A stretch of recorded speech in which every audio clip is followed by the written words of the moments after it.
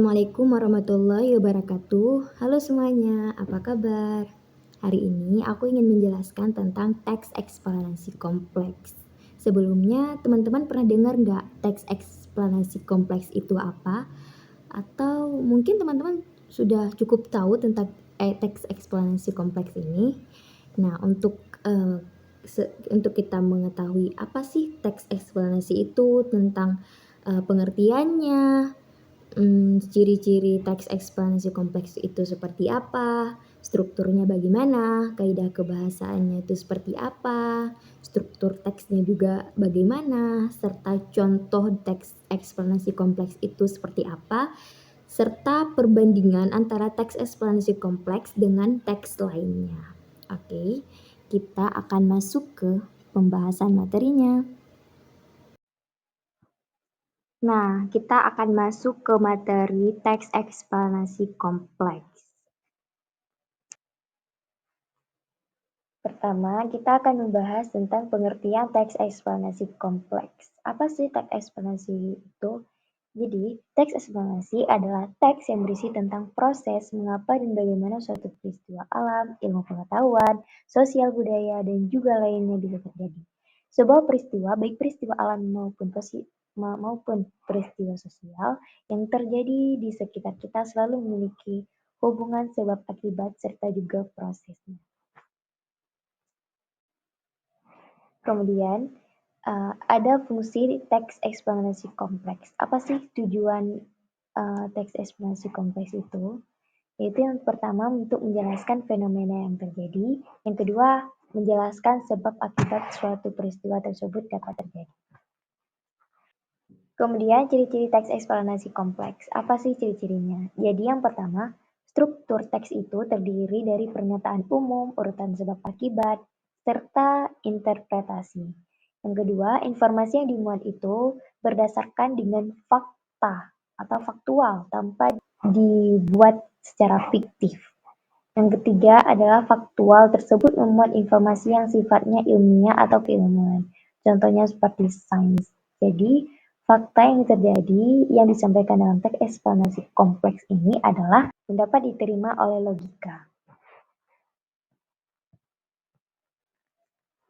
Yang keempat, sifatnya itu informatif serta tidak berusaha untuk mempengaruhi pembaca untuk bisa percaya terhadap hal yang dibahas.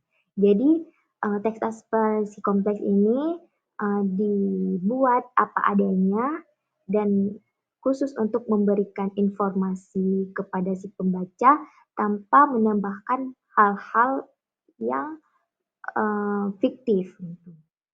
Kemudian yang kelima memiliki atau menggunakan sequence markers, contohnya pertama, kedua, ketiga, dan sebagainya. Itu menggunakan runtutan dari peristiwa, misalnya pertama, peristiwa seperti ini, kedua, peristiwa seperti ini, ketiga, dan sebagainya. Kemudian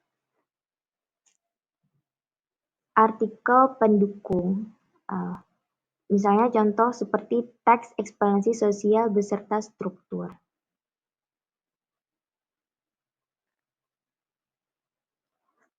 Kemudian kita akan membahas tentang struktur teks eksplanasi kompleks. Yang pertama, teks eksplanasi ini terdiri dari pernyataan umum atau identifikasi fenomena yang berisi tentang topik yang akan dijelaskan pada proses terjadinya atau proses keberadaan dari fenomena tersebut. Kedua, urutan sebab akibat atau proses kejadian yang berisi tentang penjelasan bagaimana terjadinya suatu fenomena itu yang disajikan secara bertahap dari awal sampai akhir. Yang ketiga, interpretasi atau ulasan, yaitu berisi kesimpulan dari topik yang telah dijelaskan. Kemudian, kita akan membahas tentang kaidah kebahasaan teks eksplanasi kompleks. Jadi yang pertama, kaidah kebahasaan itu berfokus pada hal-hal umum yang bukan non-human participants, misalnya seperti gempa bumi, banjir, hujan, dan udara. Yang kedua, dimungkinkan untuk menggunakan istilah-istilah ilmiah. Yang ketiga, lebih banyak menggunakan kata kerja material dan relasional atau kata kerja aktif. Yang ketiga, menggunakan konjungsi waktu dan kausal. Misalnya seperti kata jika, bila, sehingga, sebelum, dan, karena, dan jika, oleh sebab itu. Kemudian menggunakan kalimat pasif dan eksplanasi ditulis untuk membuat justifikasi bahwa sesuatu yang diterangkan secara kausal itu benar adanya. Kemudian kita akan melihat contoh teks eksplanasi kompleks. Jadi di sini ada teks yang berjudul terjadinya banjir. Banjir adalah luapan air yang menggenangi suatu wilayah daratan. Banjir dapat disebabkan oleh curah hujan yang tinggi, pendangkalan sungai, dan penyumbatan aliran air. Curah hujan tinggi menyebabkan volume air di sungai, danau meningkat. Pendangkalan sungai dan penyumbatan sungai menghambat aliran air. Hal ini menyebabkan air meluap dan menggenangi daratan. Kemudian banjir dapat menyebabkan kerusakan infrastruktur, kerugian ekonomi, dan korban jiwa. Banjir dapat terjadi di berbagai wilayah, terutama di daerah daratan rendah dan daerah aliran sungai. Banjir dapat dikurangi dengan melakukan reboisasi, normalisasi sungai, dan pembangunan waduk.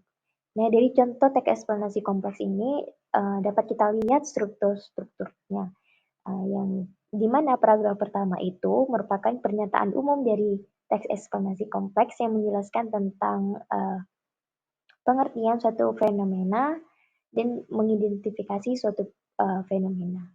Kemudian di paragraf kedua dia menjelaskan tentang sebab terjadinya banjir ini dan akibat dari terjadinya banjir. Yang ketiga adalah interpretasi, di mana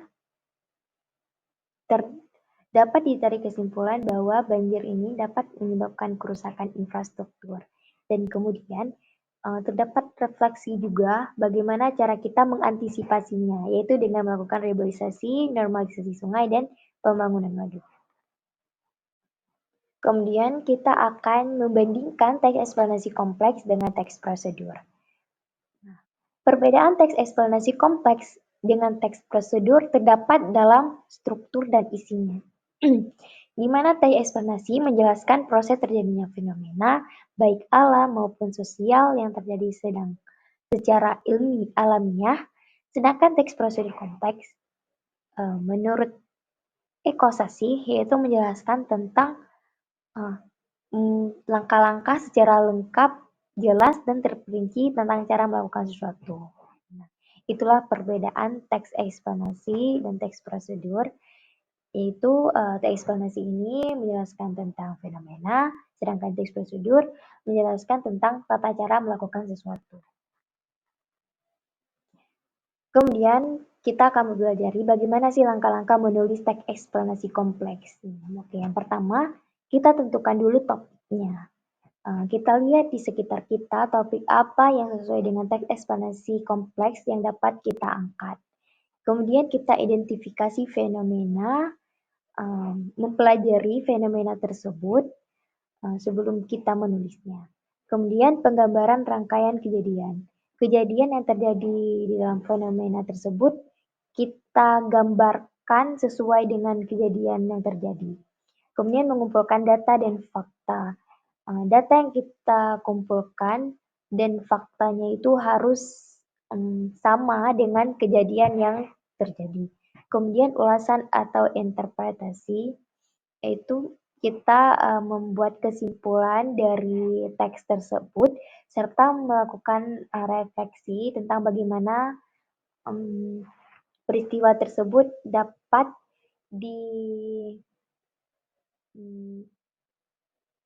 kejadian tersebut dapat dicegah. Kemudian menyusun kerangka teks. Itu kita susun sesuai dengan strukturnya. Kemudian revisi dan edit. Ketika kita sudah menyelesaikan teks eksplanasi tersebut, langkah selanjutnya adalah kita melihat kembali, kemudian kita revisi di mana kesalahannya dan kita edit. Oke, setelah kita mempelajari tentang teks eksplanasi kompleks dari pengertiannya, ciri-ciri, struktur, kaidah kebahasaan, contoh, kemudian perbandingannya, langkah-langkah menulis teks itu seperti apa. Langkah selanjutnya adalah pertanyaan. Jadi saya akan memberikan pertanyaan kepada kawan-kawan semua tentang apa yang telah kita pelajari tadi. Yaitu yang pertama, berikut ciri-ciri teks eksplanasi kompleks kecuali. Yang pertama, A. Fokus pada hal umum atau generik. B. Menggunakan istilah ilmiah. C. Menggunakan konjungsi waktu dan kausal. D. Berisi langkah-langkah kegiatan. Jawab ya teman-teman. Aku kasih waktu 5 detik untuk menjawabnya. 1, 2, 3, 4, 5. Ya, betul sekali. Jawabannya adalah D. Berisi langkah-langkah kegiatan. Jadi, di jawaban ini merupakan teks eksplanasi kompleks kecuali yaitu berisi langkah-langkah kegiatan. Jadi, ini merupakan ciri-ciri dari teks prosedur. Kemudian pertanyaan kedua. Berikut judul tentang teks eksplanasi kompleks kecuali A. Global warming. B. Terjadinya pelangi.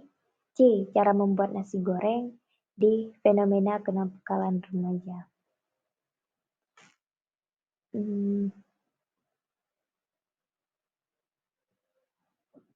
Ya, benar sekali. Jawabannya adalah C. Cara membuat nasi goreng. Ini merupakan judul untuk teks prosedur. Sedangkan global warming, terjadinya pelangi, fenomena kenakalan remaja adalah salah satu teks eksplanasi kompleks, judul yang dapat kita buat untuk menulis teks eksplanasi kompleks. Nah, cukup sekian pembelajaran kita hari ini. Terima kasih telah menonton. Semoga pembelajaran hari ini dapat bermanfaat untuk kita semua. Dan untuk teman-teman semuanya yang ingin mempelajari lebih lanjut tentang teks-teks yang ada di pembelajaran bahasa Indonesia, tolong di-subscribe ya guys. Terima kasih. Assalamualaikum warahmatullahi wabarakatuh.